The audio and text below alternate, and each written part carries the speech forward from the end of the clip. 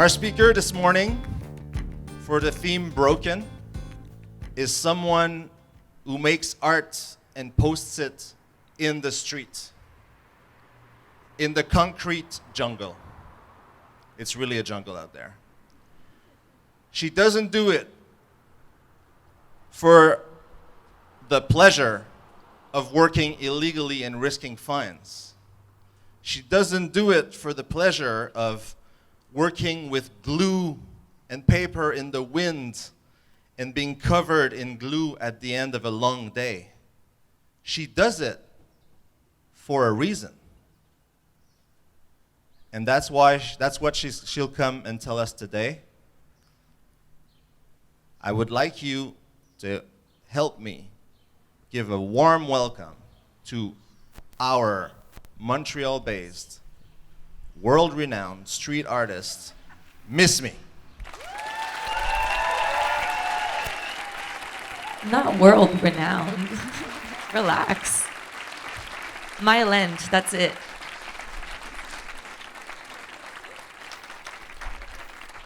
I'm supposed to be on this? Damn. Okay. All right. That's weird. Okay. Hi, guys. I'm going to start with the words of the great Erykah Badu. Back lady, you gon' hurt your back, carrying all them bags like that.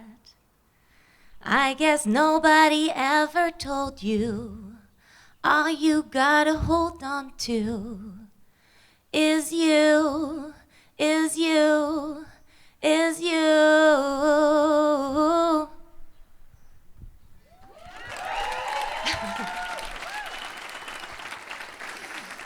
So I'm not really going to do a speech because I'm not really a public speaker. I'm an artist, you know that. I'm very much of a loner. I do my stuff alone. So all this public stuff is new and a little weird.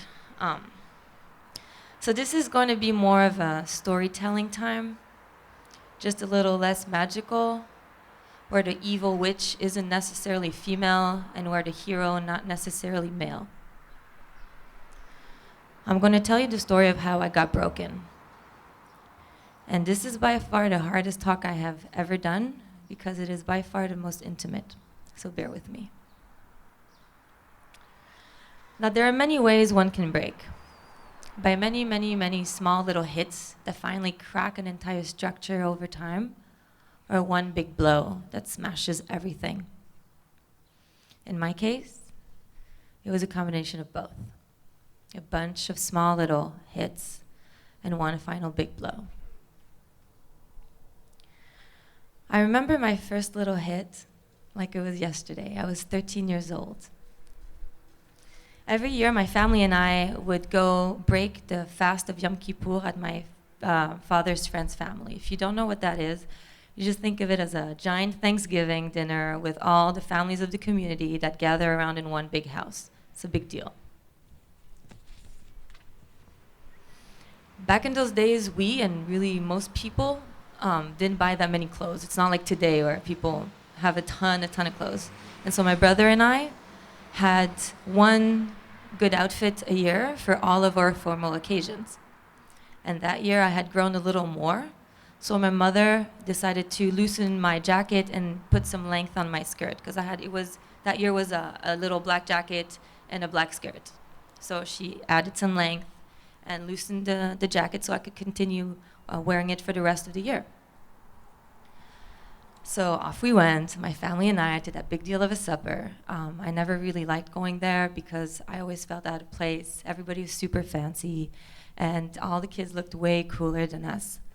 But anyway, like every year, the hours passed, and we get to go home, and I'm relieved, like every year. Except that year, my mother comes up to my room with an expression on her face that I didn't recognize. And she sits me down and tells me, Bianca, which was the host of this whole thing, Bianca came to me and told me that if you didn't learn to dress appropriately, you would no longer be welcome in her house. I had no idea what she meant. I had no idea what just happened, and I had no idea how to fix it. I was wearing the outfit my mother had bought for me and fixed for me.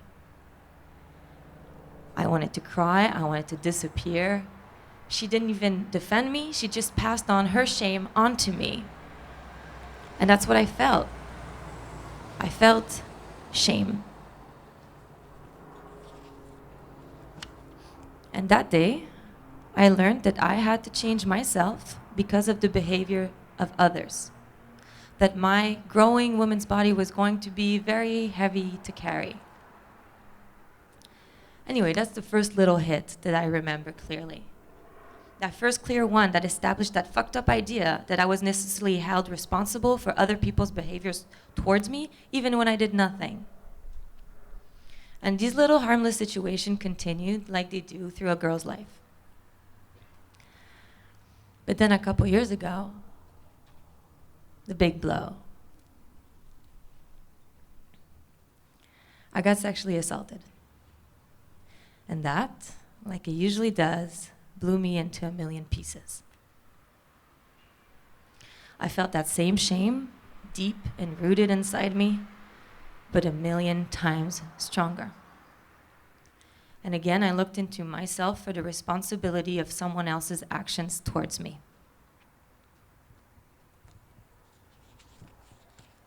I still remember waking up in the morning like I was no one. No more familiar thoughts, no more familiar feelings. I was completely blank. I was like a newborn in my own body.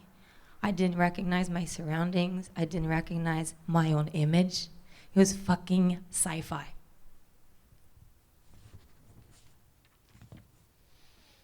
But then that was also a state of full consciousness.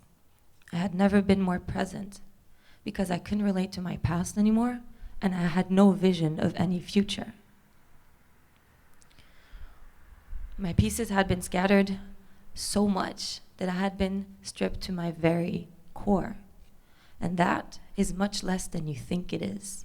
What makes you, you, is so much less than what you think it is.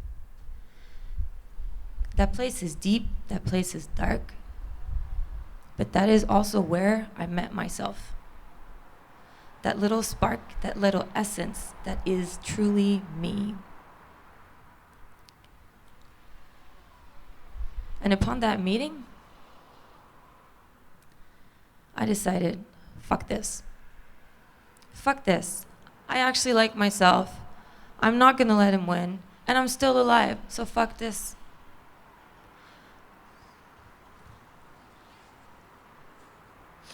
Because that's the real danger of shame. It is a powerful, paralyzing, self-negating force.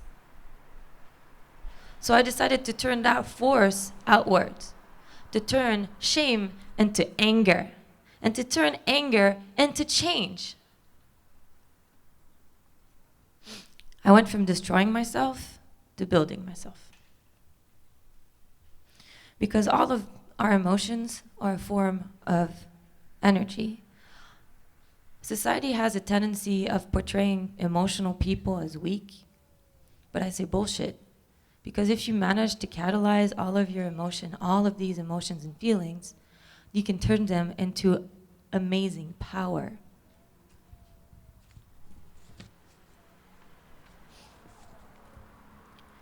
And so this process took the form of a visceral need to speak out, to stand for myself, to stop apologizing for my opinions, for myself, for who I was.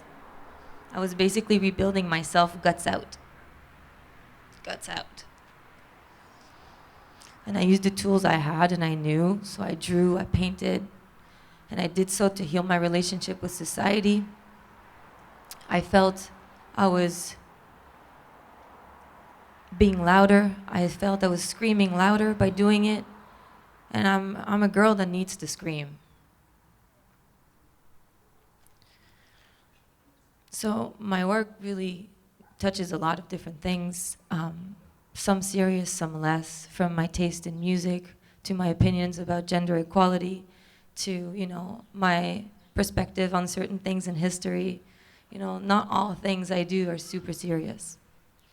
But when it comes to these ladies right here, this is the portrait of a Vandal.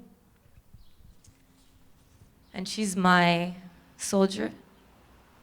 They are. There's a bunch of different versions of them. And they're really my answer to my own struggle as a woman and my vision of myself in society. And also, let's let this truck pass. All right. And also, it's also an answer to being constantly taking down Instagram and Facebook constantly for the shadow of a nipple when you can just put the most violent and hate speech and everything out there, and that's fine. Anyway, that's the kind of stuff that really, really I take personal. So what I did is I drew everything that they kept putting down on the internet, and I put it everywhere in the street and be like, yeah, take me down now, bitch. Sorry, anyway.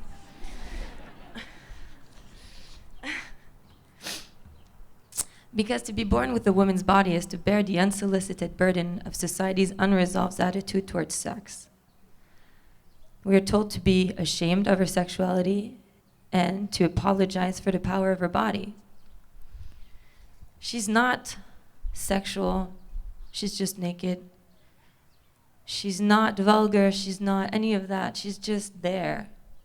And if you see it to be sexual, you're projecting. It's not her, it's you.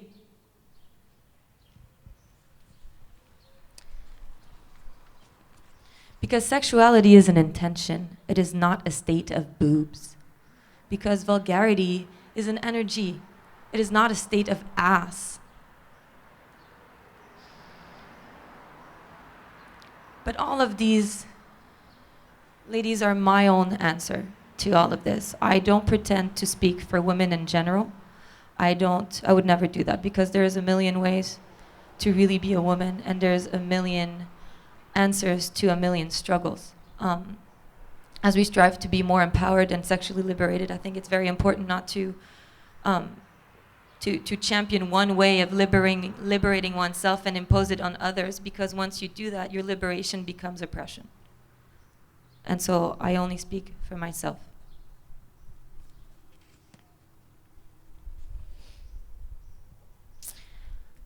Everybody will get broken.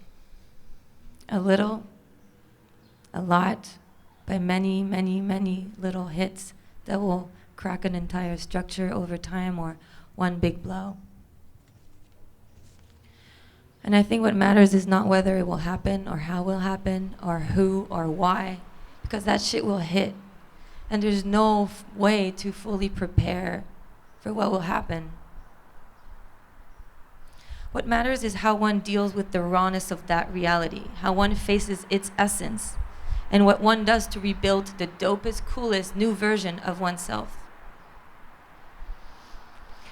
Now, I must admit, I really hesitated into sharing that story because the way society works today is that it loves labels and it's really hungry for drama, and it usually searches for drama in order to put a label on you. And I hate both things because I am not defined by this event, and this story is not about drama. I don't believe we're one static entity that we must protect. I believe we're an endless, moving energy that transforms itself into different versions of our deep selves. And once you see it like that, you realize you had many lives, and you still have many others to build and to live and to meet. And I find that less scary, and I find that actually a little exciting. I actually lied. This wasn't a story about how I got broken. This was a story of how I built myself. Thank you.